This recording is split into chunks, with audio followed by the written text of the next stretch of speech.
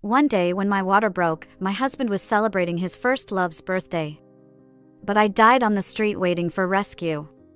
When I opened my eyes again, I found myself back in high school. A handsome and sunny boy in the back seat blushed and asked me to be his girlfriend. No! I never want to hear such disgusting things again. The students at school were gossiping about how Johnny's backup, Laura, had moved on from him. She didn't deliver milk to Johnny during early morning classes, didn't bring him drinks and towels during basketball practice, didn't reserve a spot in the library, and didn't linger around him during break time as usual. After chasing Johnny for almost a year, did she really just give up like this? Maybe she was just throwing a tantrum and waiting for Johnny to come and coax her back. People say the most handsome guy from the neighboring school is also pursuing her. Johnny impatiently slammed his English book on the desk. It's time for morning reading, let's go chat outside. Just as he finished speaking, I happened to walk towards the door. The classroom fell silent, with dozens of eyes staring at me. Ignoring the attention, I walked to my seat, opened my backpack, and found 2 bottles of milk inside. Probably the housemaid habitually prepared 2 cups of milk and forgot that I had asked for only 1 cup from now on. Johnny's deskmate, Sam, nudged him and whispered, "Laura is trying to show you some kindness. I told you she couldn't hold it in for long." Johnny's eyes flickered, but in his line of sight, I passed the milk to his deskmate. "Please have it," I said to Helen, who was shocked and asked, "For me?" I nodded, then opened my Chinese textbook and started reading silently. Helen leaned over, curious, and asked, "Laura, why are you studying now?" I didn't even lift my head. I planned to move to Class A next semester. I had deliberately answered fewer questions during the first monthly exam to move from Class A to Class F to be in the same class as Johnny. But now, I had no reason to stay in this class any longer. Just the thought that the boy sitting behind me would become my husband 9 years later, but during my difficult pregnancy with our child, he was indulging in the tenderness of his first love, which led to the premature end of both myself and the child who had his blood running in their veins. I couldn't forgive him. So, I decided to end this doomed relationship early. During lunchtime, Helen and I went to the cafeteria to get food. The cafeteria uncle served me curry rice, and with a smile, he asked, "What would you like to order for Johnny today?" "What does he like?" I was stunned. My pursuit of Johnny in high school was so intense and bold. I had stuffed his desk with love letters I wrote to him and even dared to confess my love loudly on the stage in front of everyone despite the principal's warnings. That's why even the cafeteria uncle knew what food he liked. Everyone knew I liked Johnny. It was a one-way street. Now looking back, it all seemed like a joke. I shook my head. I won't get food for him today. In fact, I won't do it anymore. After a pause, I added, I won't do it anymore in the future. The cafeteria uncle paused in surprise, and as I walked away with Helen, he prepared to serve the meal but halted at the sight of us leaving. Unexpectedly, I crossed paths with Johnny at the end of the line, our eyes meeting. He looked puzzled, but I turned away without a word, walking past him without a second glance. Helen asked softly, "Laura, what's gotten into you? Why did you suddenly ignore Johnny?" I sat at the table and replied, "It's nothing, I just feel like, in the past, it was quite boring. After no longer making Johnny the center of my world, I realized how much free time I had. I could chat with girls about entertainment gossip, share my favorite strawberry milkshakes and donuts, arm wrestle with guys, and see whose paper airplane flew the farthest." I took out the practice books I had thrown in the desk hole before and completed them little by little. During breaks, I fed the school's stray cats and even made a shelter for them using old cardboard. Without the anxiety of high school life, I found that youth was so beautiful and fulfilling. Days passed in this carefree manner until our school basketball game arrived.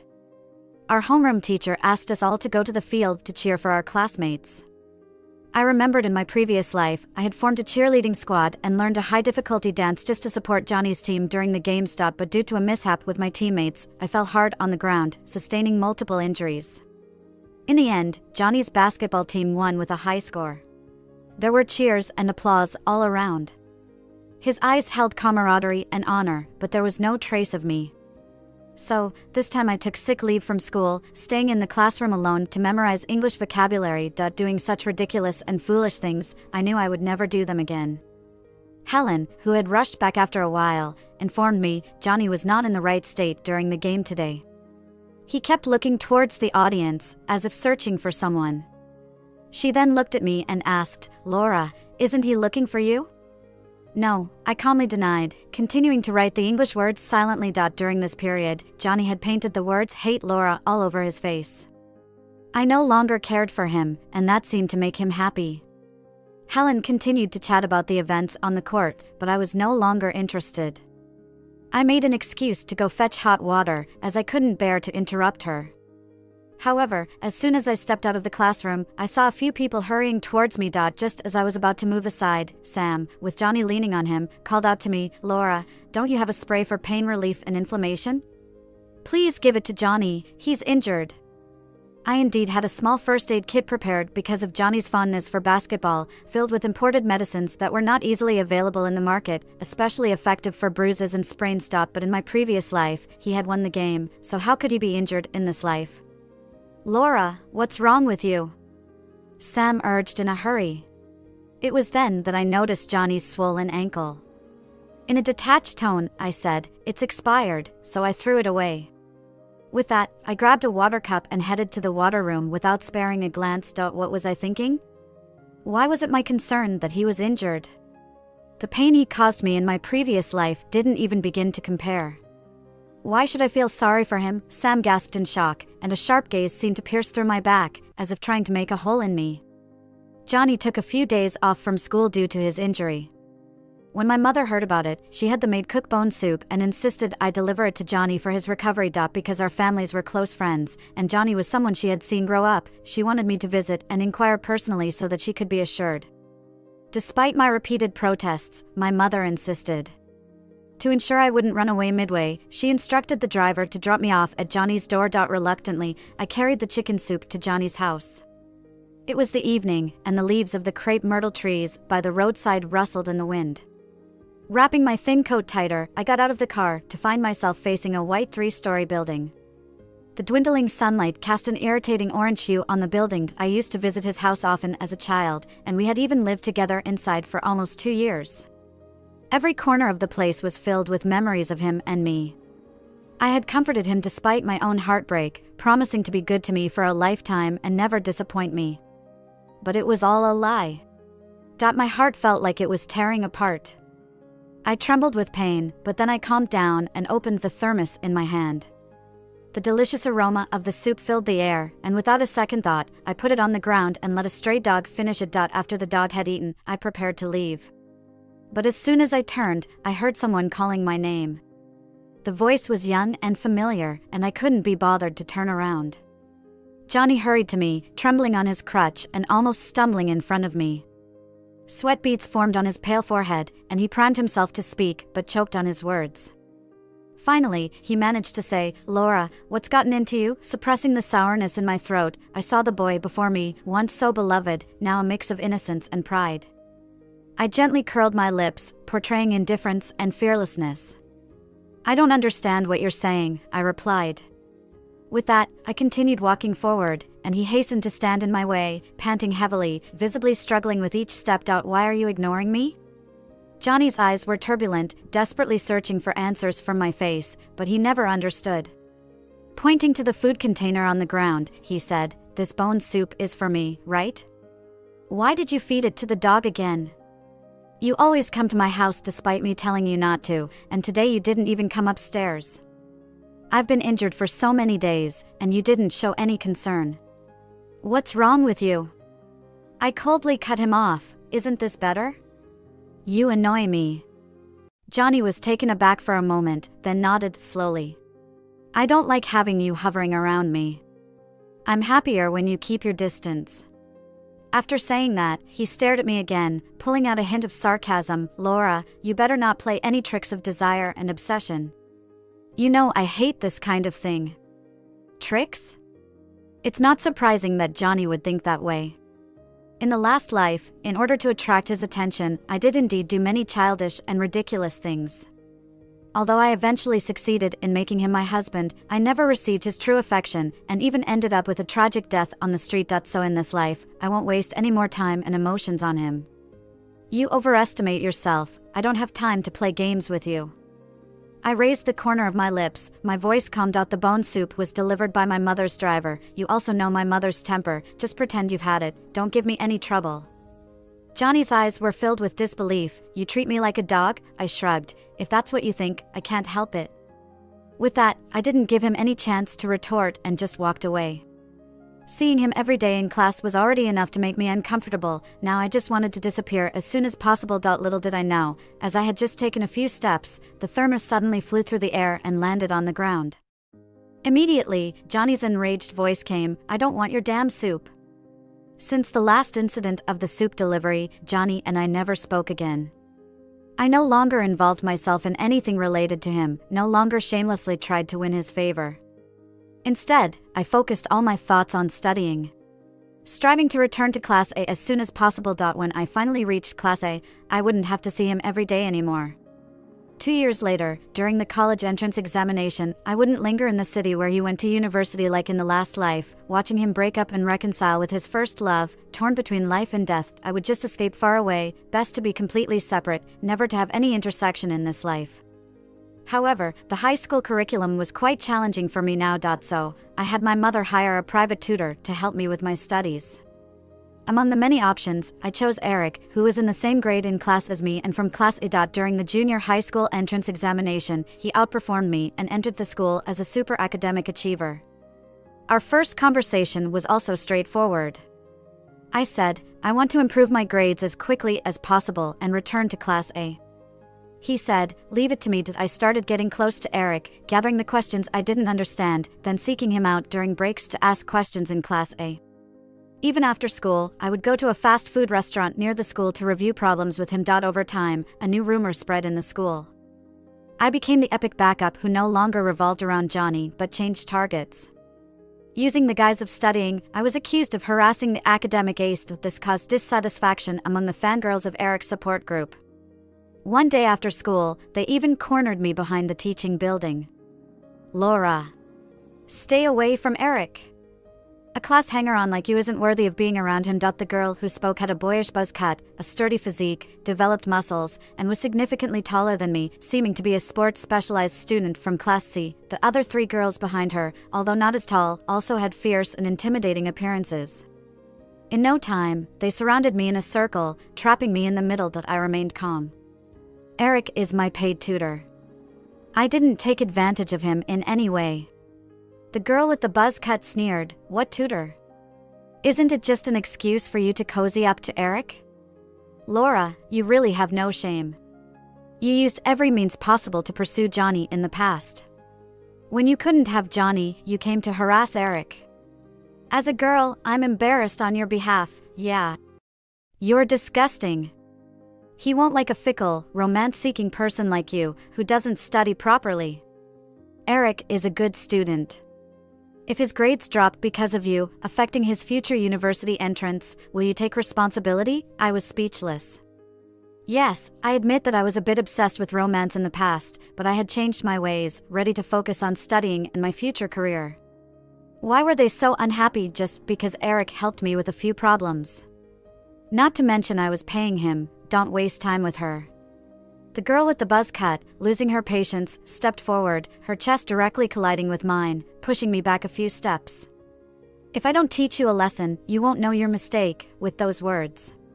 The other girls beside her also rolled up their sleeves, ready to act. What are you doing? At that moment, Eric arrived, grabbing my wrist and pulling me behind him. With a height of over 6 feet, broad shoulders, and a commanding demeanor, Eric deterred the girls. As soon as the girls saw it was Eric, their previous aggressive demeanor disappeared, replaced with a hint of innocence. Eric, don't be fooled by Laura's appearance. She's just a shady girl, couldn't get Johnny and now trying to stick to you.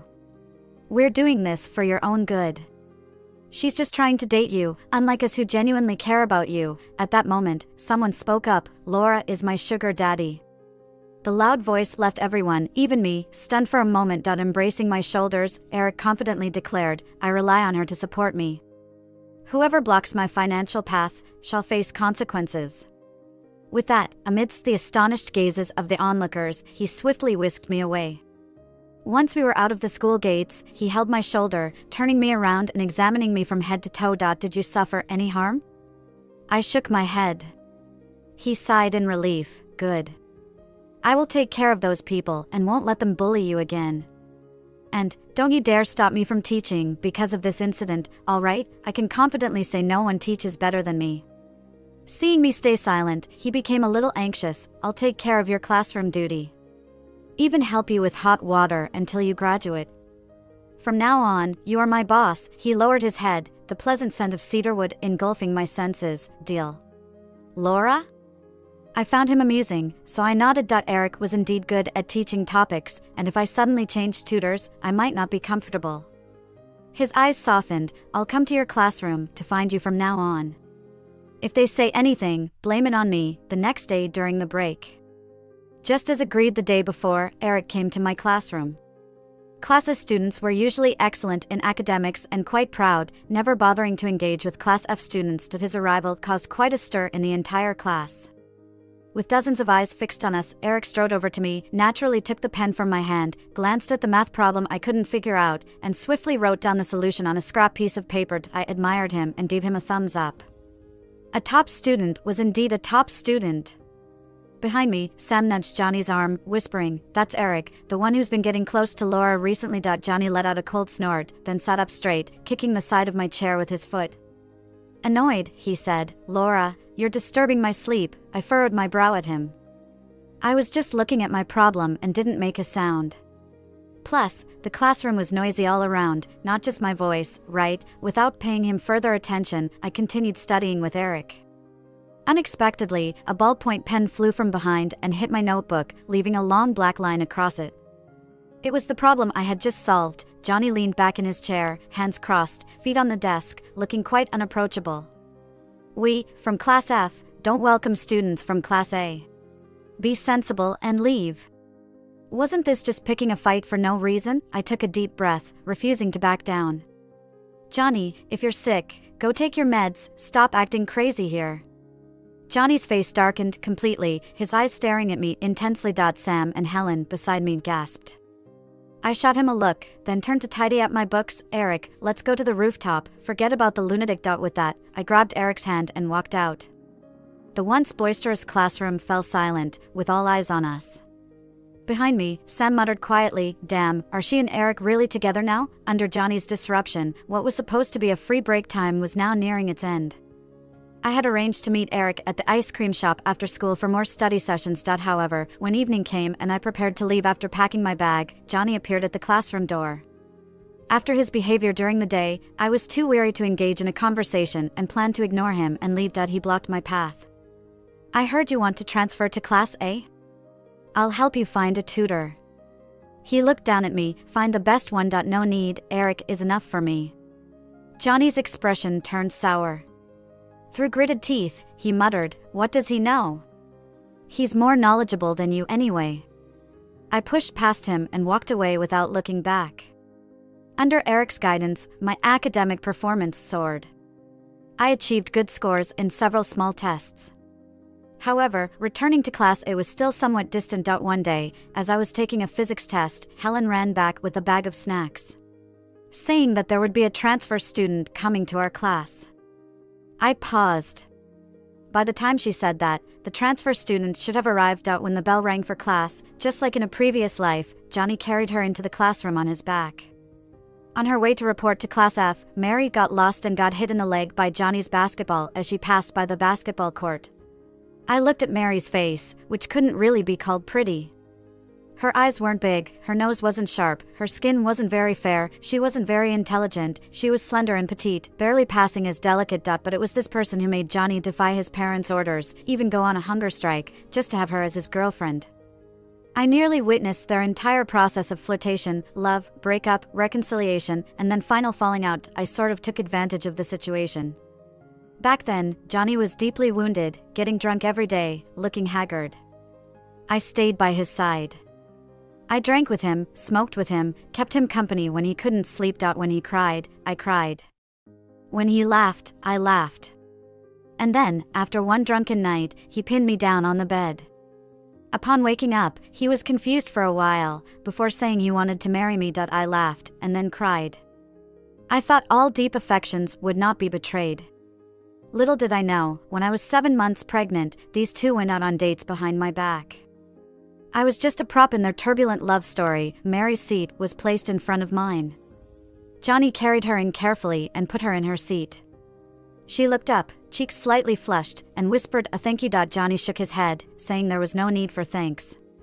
My heart felt sour, and I quickly lowered my head, tears welling up in my eyes, almost spilling out. In my previous life, I was proud and vain, never considering the ordinary Mary as a rival. But in this life, I just wanted to escape. After school, Eric came to find me. Boss, your favorite strawberry milkshake. It's funny to say. Even though Eric was my tutor, logically, I should be the one providing him with good food and drinks, yet he always bought me all kinds of delicious treats, saying it's better for study efficiency. I shook my head. Eric, I want to drink alcohol. So the two of us went to the night market behind the school, ordered beer and skewers. Since I had decided to focus on my studies, every time I met Eric was for studying. Rarely did we come out to relax. During the meal, neither of us spoke. After eating and drinking our fill, I was almost too dizzy to stand. He squatted down to carry me. No need. Why be polite? I ate to have the strength to carry you. Eric didn't hesitate, lifting me up. Boss, be happy. Life is short, I'll indulge you. And he kept me company. If I didn't speak, he didn't speak. Now, he finally said these words. I lay on his back, tears streaming down silently. I couldn't tell anyone about my experiences from my previous life. No one could understand my pain. I wanted to hate someone, but in this life, these people haven't actually done anything wrong. I had no reason to hate. Eric carried me all the way, and I cried all the way. As we were about to reach home, I let out a sigh. Eric, just this once, let me be willful. No one can make me cry anymore. Boss. Eric's voice was gentle. Willful it is, I will spoil you. As long as I study well, I don't really need to work hard. Plenty of time. My heart warmed, and I smiled silently. The monthly exams were approaching. I started studying even harder, hoping to transfer to Class A as soon as possible. During self-study that day, Mary tossed a paper ball over, quietly asking me to pass it to Johnny behind. I was interrupted by this sudden action while looking at the knowledge points marked by Eric for me, and I felt irritated. I remember it was the same in the last life. Back then, I had the most intense hostility towards any girls who wanted to contact Johnny. Without delay, I opened the paper ball and found a chocolate candy, along with a small ghost face she had drawn. I was instantly furious, bluntly declared my ownership of Johnny to her, and told her not to waste her efforts. However, after class, she hid in Johnny's arms, crying with red eyes. Johnny's gaze towards me was as if he wanted to kill me. Thinking of this, I just gave a fleeting glance at the paper ball. Mary, now is study time. Just because you don't want to study, doesn't mean others don't want to. Mary's face turned red, feeling wronged. It's just passing a note. Do you have to be like this? If you love to study so much, why are you in Class F? I'm in Class F because I want to be, not because I'm only fit for Class F. With that, I stood up directly to pack my things, and then threw them on Mary's desk. If you want to pass notes so badly, fine, let's switch seats. You can pass them all you want. Mary's eyes filled with tears, teeth biting her lip. Why are you targeting me? I wasn't trying to compete with you for Johnny, I just wanted to thank him. Judging from her tone, she must have heard about my loud pursuit of Johnny in the past. Passing this note was simply to embarrass me. Unfortunately, I was already indifferent. First, whoever you want to love or thank is none of my business. Second, I've given you the opportunity, you should thank me.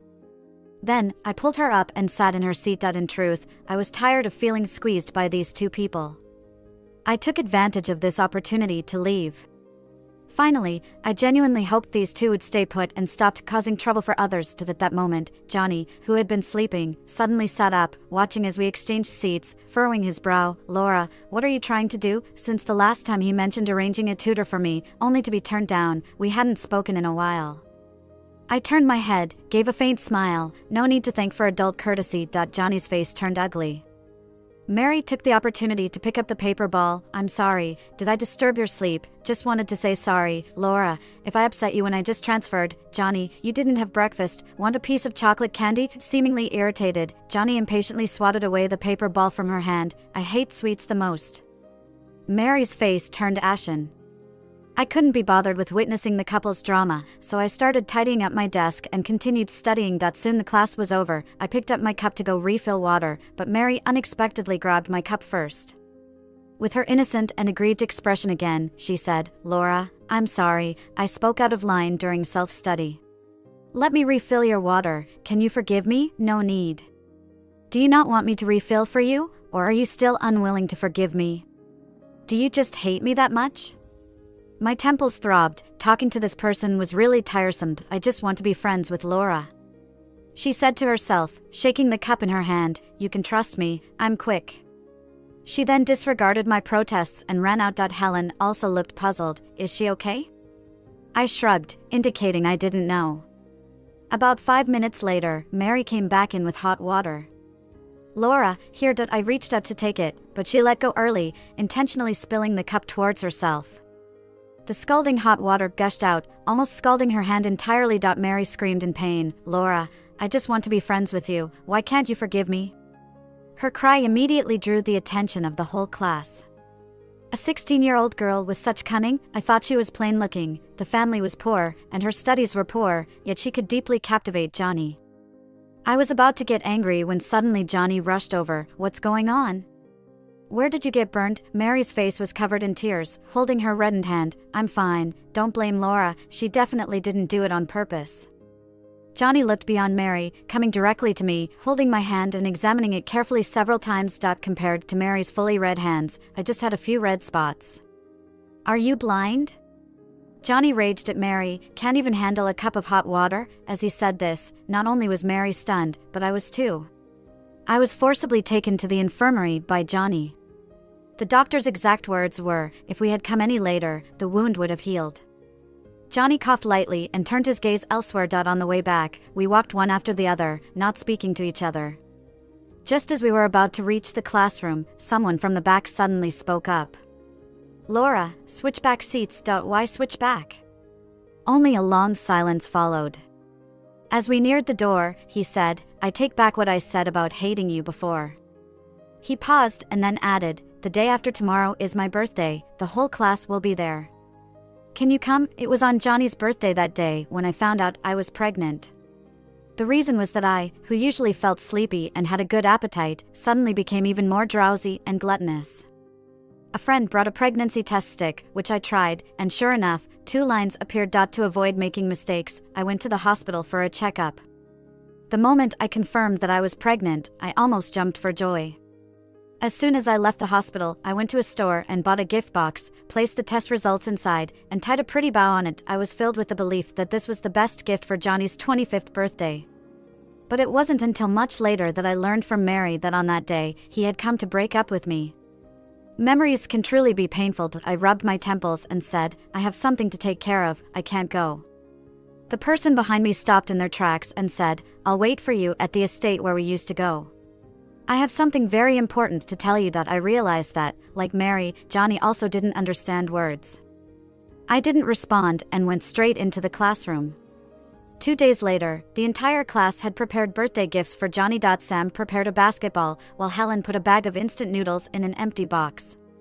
Coldly, she said to me, "Johnny used to bully you all the time, giving him instant noodles. I'd say I've treated him well enough." I suppressed a smile, then turned to see Mary putting a brown scarf in a paper bag. Without any logo, it must have been hand-knitted by her. Unfortunately, she didn't know that Johnny never wore anything without a brand. I attended classes as usual, took notes, did homework, all the way until the end of the school day. Everyone gathered to take the special car sent by Johnny's family. I, on the other hand, avoided the crowd and went to a deserted intersection, taking out a paper airplane from my pocket and lighting it with a lighter. This time, I cut my losses in time and focused on living my own life. I was doing well, and the future should be good. The only thing I regret is the child that never came into the world. The flame quickly consumed the paper airplane. I thought to myself, if I have a chance to fall in love and get married in this lifetime, then be my child. I am stronger now, and this time, I will definitely protect you. I returned home, crawled into bed, and read a book. It started raining heavily outside, and at midnight, Johnny called me. I turned off my phone directly. In the middle of the night, my mother came to wake me up, saying Johnny was in the yard. I glanced at the clock on the wall. It was already 3 in the morning. The rain outside hadn't stopped. I went out. He stood in the drizzle, hair sticking to his face, eyes covered with a layer of moisture. The first thing he said when he saw me was, "Why didn't you come?" I held an umbrella, kept a distance of 5 or 6 steps, and didn't feel like going closer. The umbrella was small, and I didn't want to share it with him. I had never said I would come. Johnny closed his eyes, took a deep breath, and said, "Forget it, it's not important." Opening his eyes, he went to the car to get the cake and brought it to me, saying, "Wait for you to blow out the candles." I didn't move. Rainwater dripped from the tips of his hair, and his lips were turning blue from the cold. But I felt no sorrow at all. As we locked eyes, he saw the indifference in my gaze, flattened the curve of his lips, sighed, "Laura, can I consider this a surrender?" My eyes landed on the cake in his hands. In the past, I was always the busiest person on his birthday. Selecting gifts, baking cakes by hand, writing cards, decorating the venue. I didn't expect anything in return, nor did I expect to blow out candles with him. I just wanted him to be happy. I didn't understand why the Johnny in this lifetime suddenly changed his attitude and started caring about me. I was no longer interested. "Johnny, do you understand? I don't like you anymore. I don't just dislike you, I don't even want to be friends with you." As the words left my mouth, Johnny froze in place. What? I switched seats with Mary because I wanted to keep my distance from you. I went to Class A because I wanted to stay far away from you. I used to have a crush on you, which troubled you. I know I was wrong, and I've changed. Johnny shook his head vigorously. "No, that's not it. Laura, I like you. I knew I was wrong from the moment you started ignoring me. I wanted you to come to my birthday party to confess my feelings. I prepared flowers, fireworks, and a 3,000-word love letter. It was too late. Or perhaps I was too grudgeful. Pain once suffered left a lasting memory. Johnny, that's it. Let's not see each other again. Our ties end here." The rain pattered against the umbrella as I coldly turned back towards the house. This time, I was particularly stingy, not even willing to share a worthless umbrella with him. After the final exam results were released, I proudly made it to the top 10 in the school and returned to Class A. On the day of packing up my things, Helen hugged me, her eyes swollen with tears. "Laura, I'm really going to miss you. We won't see each other often after you move to Class A." I patted her head. "I will come back to see you often, and if you make it to Class A, we can still be desk mates." Helen wailed, "You might as well kill me now." Sam gave me a notebook, hoping that I would study well, aim high, and be the glory of Class F. Many other classmates who I had good times with talked to me for a while and gave me snacks and little trinkets. After saying goodbye to everyone, I picked up my bag and got ready to leave.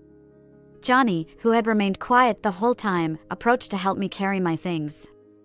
"No need," I refused. Johnny's outstretched hand looked awkward.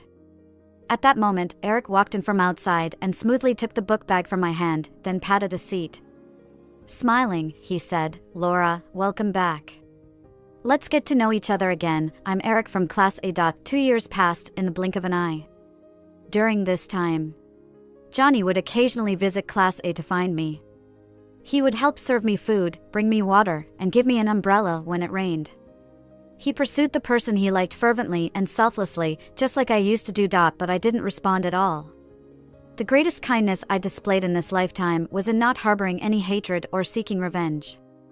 I devoted all my energy to self-improvement, to avoid getting entangled with such people and repeating the tragedies of the past life. After the college entrance exams, Class F organized a final gathering, and Johnny got very drunk. With red eyes, he cautiously approached me, hesitated for a long time, then asked, "Laura, I really want to understand, why did you suddenly stop liking me when you clearly liked me before?" I thought for a moment and whispered, "I had a dream where you weren't very nice to me." I rambled on. It was strange, but speaking those words now, I felt completely unfazed. It was as if the vivid and painful memories were someone else's story. He listened very attentively, and by the end, with his long lashes lowered, his eyes were as serene as a still pond. I thought he might treat it as a lousy joke. To my surprise, he looked at me in earnest. "Laura, last time's Johnny didn't love you, but this time's Johnny does." I took a sip of the wine, feeling a bit tipsy. However, this time's Laura isn't waiting anymore. After the college entrance exam results were out, I applied to a university in the capital, a city I loved, and for a major I was passionate about. I was not going to lower my value or lose myself for anyone or anything. On the day I went to report at school, Johnny came to see me off.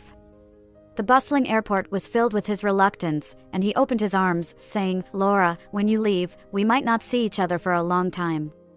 Can I give you a hug before we part?" Without overstepping, his college entrance exam scores were not very good, so he decided to retake the exam. This parting might indeed be a long one. I stepped back, not allowing his hand to touch me. Cutting off without hesitation was my style this lifetime. His face was full of desolation. "Fine. Laura, wait for me for a year, I'll come find you." I shook my head. "There's no need, don't waste your time." At that moment, the airport announcements started playing. I decisively turned and walked away, not even uttering a customary farewell. In his desperate voice behind me, I heard Johnny say, "I won't listen to you, Laura. I will definitely come find you." I took out my earphones and plugged them in, blocking out his voice. As I boarded the plane and found my seat, a pleasant scent of cedar reached me. I turned my head to see a handsome face with a mischievous grin. Eric smiled at me. "Boss.